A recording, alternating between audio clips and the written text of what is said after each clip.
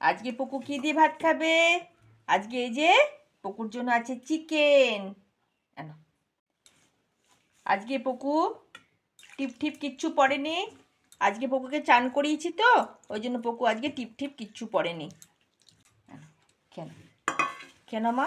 হামাম করে কেন? আমাকে একজন কমেন্ট করেছেন যে দিদিভাই পকুকে চিকেন মাছ আর ডিম ছাড়া তো কিছু খায় না। পকুকে আমি তো বাইরের কোনো খাবার খায় না, পকু চিকেন ডিম আর মাছই খায়। আর সবজিটা আমি কখনো স্যুপ করে দিই, কখনো চিকেনের সঙ্গে কখনো মাছের সঙ্গে সবজিটাও খায়। পকু একটা জিনিস খায় না, সেটা হচ্ছে দইটা। দইটা খেতে চায় না। এদেরকে তো সব খাবার দেওয়া যায় না, ওই জন্যই ওকে চিকেন মাছ ডিম আর সবজির পরেই রাখি।